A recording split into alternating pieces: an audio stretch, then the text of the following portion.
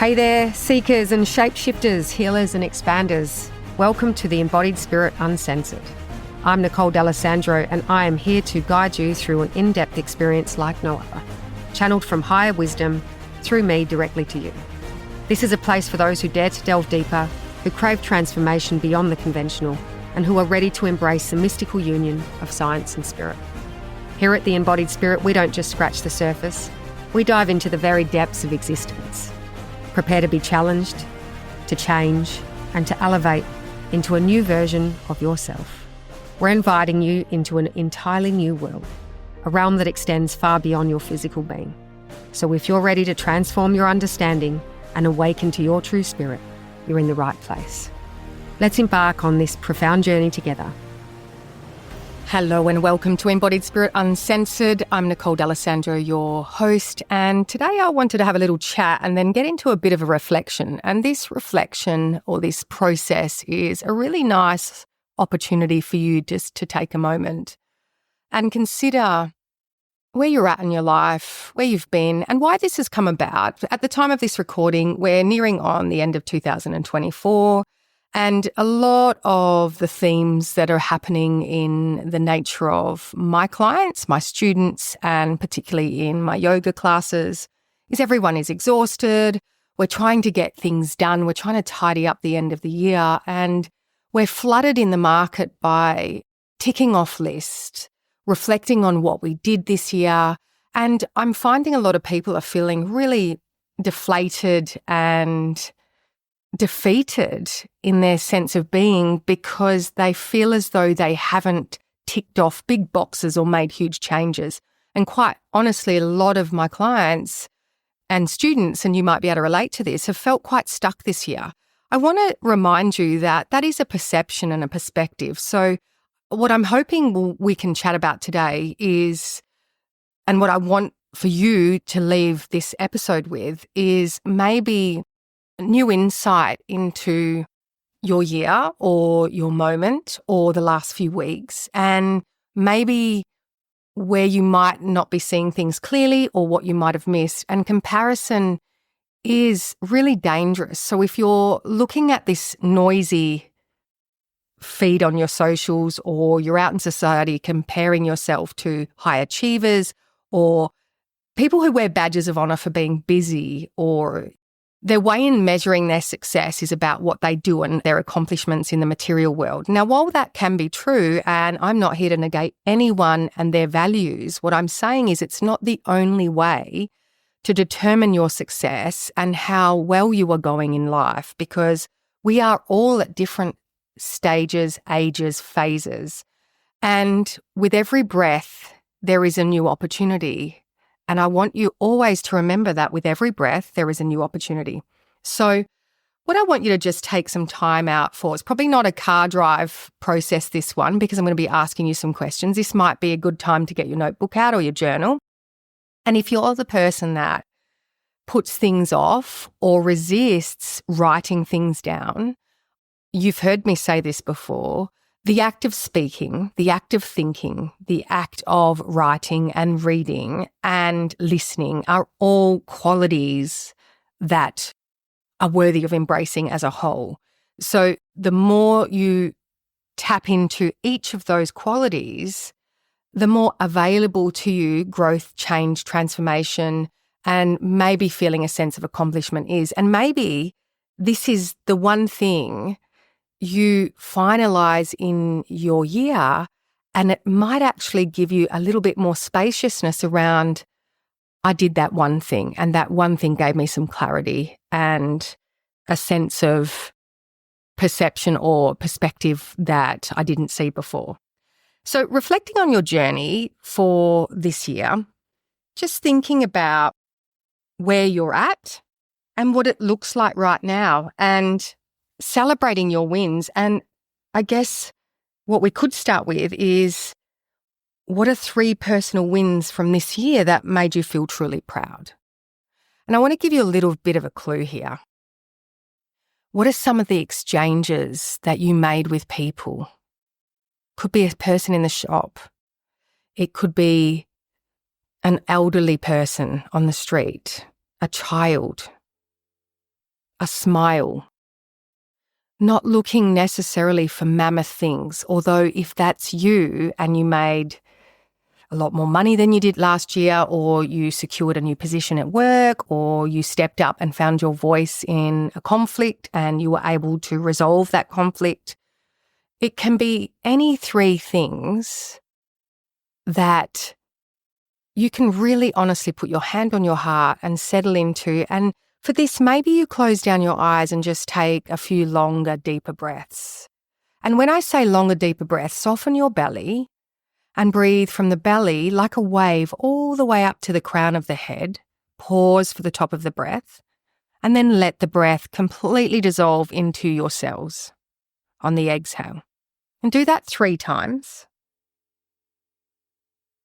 And with each breath, imagine as though tension is dissolving from you. Your shoulders start to soften, the tension in your neck, maybe the tension around your ribs from holding on, the tension in your hips.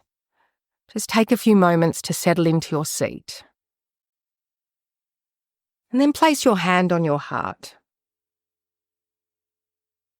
and one hand on your belly. And again, if you think this is a load of bullshit, I would absolutely encourage you to go, who fucking cares? If this doesn't work, I'm going to waste 15 minutes just taking a moment, and maybe all you feel is peace. And from my experience, that's what most of us are looking for in life, is deep peace, deep comfort, safety, reassurance. So I'm here to reassure you today. And if you can't find space to be proud, to reflect, to look at your wins, then you might need to get in touch with me or find some other support system that can guide you and hold a torch and light up the places that you might not be able to see. So just take those moments to take the breaths, hand on heart, hand on belly, thinking about what you're grateful for. And maybe it's just by being alive, just by having the freedom to breathe your own way. And then release. And maybe that's given you some room to think about, and if it's only one win, and it might just be that you're listening to this and giving yourself permission to go through the process and shutting that fucking mind up of yours when it says this shit doesn't work for me. What strengths or qualities did you embody to achieve these wins? What did you need to do to find your voice? Maybe to hide away from the world and recalibrate and let yourself grieve or process something very deep inside of you that hurt. Maybe you went to the beach one more time, or you stopped to gaze at the stars in awe and wonder. We're not looking necessarily for really big mammoth achievements, because for me and for my clients, and maybe for you, gazing at the stars is a bloody hard thing to remember to do. Getting to the beach, if you hate sand, is an accomplishment in itself. Resolving conflict or standing your ground when it really is hard and you want to please everybody around you but yourself is a big, big achievement. So we're just looking for the small little things that end up being great, grand things that drive us towards big change, big growth. If you can't hold this container of space for the small things, the universe is not going to give you a bigger container to hold bigger, grander visions. So the first 2 things I've asked you, just to revise, list 3 personal wins from this year that made you feel truly proud.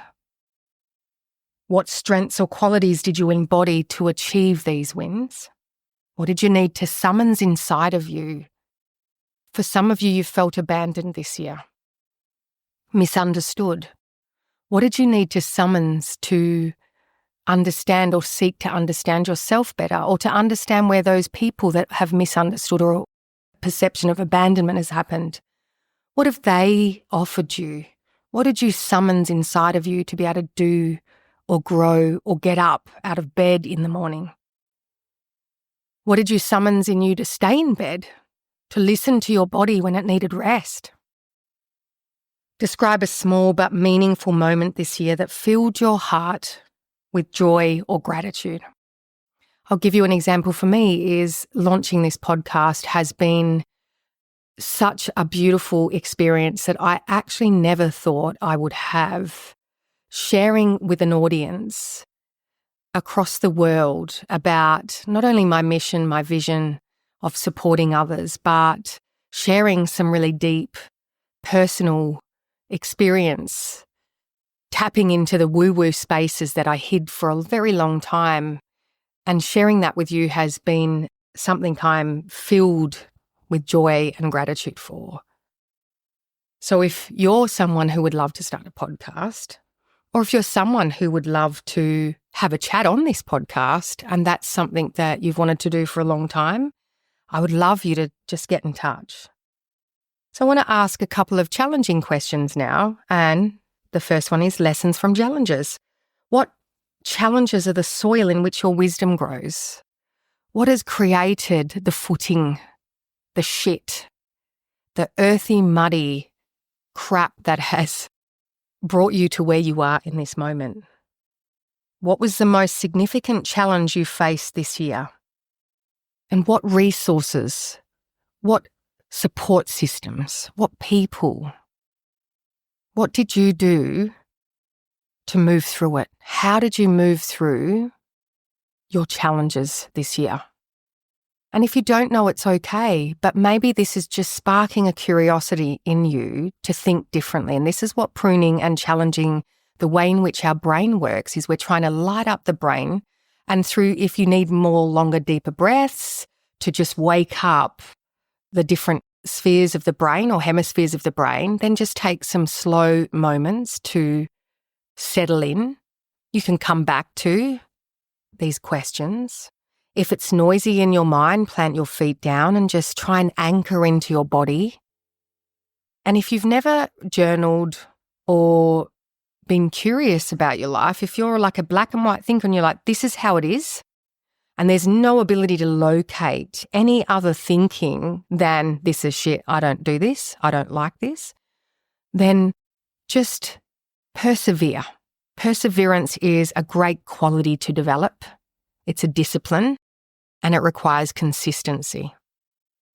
What have you learned about yourself from these experiences this year? The good, the wins, the celebrations, the things that you're proud of, the challenge. Now, I've thrown a lot there at you. You could choose one, or you can just take your time to answer all of those. What am I proud of? And what did I learn about in that? What did I learn about myself when I had to go through a really challenging moment in my life? And please notice if you start to say, that was just small, wasn't that big a deal. You know, there are people out there that are doing grander things than me. This seems ridiculous. Just watch the noise in your mind and just ignore it and tell it to take a back seat. I'm here to remind you that, again, the smallest wins make for the grandest change and transformation. Now, I was speaking to this recently to clients and students about often when we start our transformative journey and we start to embody new tools and skills and practices and we start to embody a new way of living and thinking, it won't look that different. And there are so many people out there that will remind you that you are not fucking changing, that things don't look different, that what you're doing is not working. I suggest that you, again, quieten the noise, step away, and just trust and surrender the process that actually works. There's evidence to support these practices work. And just keep putting one foot in front of the other with the discipline, the perseverance, the consistency, and watch what will happen over a time frame. Of course, we want to be able to measure and look at the results and look at the gap from where we are to where we want to be. And we want to be able to measure that we actually are making the steps towards those goals or visions or missions or transformations. However, in the process, it can be sometimes tedious. It feels like a long time. And I had a client that rang me pissed off once and she was crying her eyes out and she goes, this isn't fucking working. What we are doing is not working and I'm so sick and tired of feeling sick and tired. I'm sick and tired of myself. I'm sick and tired of being depressed. I'm sick and tired of this life. And because we had a really safe relationship built, she trusted the process, and I comforted and just supported her, and I asked her to hold her accountability around how she was showing up, go back to her journaling practices and her self-soothing modalities or supportive structures that we'd placed in. I took her through a meditation, a breathing process, and 12 months later, she phones me to say she's landed a job that is rural, she's getting on a plane. It all happened quickly within a 24-hour period. She'd been manifesting this for the last 6 months in our sessions together. And she was able to reflect on that conversation that we had around nothing is happening. And she was so grateful for herself staying in the perseverance of this, in sticking to the journaling, in sticking to the mindfulness practices, in sticking to the relationship and the investment that she'd made through time and money with me. And now she has landed an awesome position in a leadership role, bringing her creative compassion and her sort of arts and crafts qualities to her teaching and education background. And I have never heard her so joyful and so full of being in her energy and her essence. So hang in there if that's you and you're at a sticking point and you're ready to give up. Don't give up. Couple more questions and then I'll leave you. But this is a really nice process to do at the end of the year, the end of a season, the end of the week even, if you wanted to get really good at solidifying these practices into your nervous system, into your brain structure, into your habitual processes. What patterns or beliefs surface this year during your healing process, during those challenges, during those small wins? What did you learn to believe about yourself? What old beliefs are you needing to let go of? What stories do you have from your family line, your heritage, your religion, your beliefs about spirituality, about work ethic? So I'm throwing a lot at you because I think speaking to you as an audience that have many different foundations, are coming from many different places, what I hope you will be able to do is take one or two things and then you just park the rest. This is a resource that you can always come back to. The beauty is that it's available to you at any moment. And you can just ask yourself one question and just take some time to ponder it. Beliefs are really challenging because they do govern and pattern our life, but they're not real. They're a construct. They're created from preconception, really.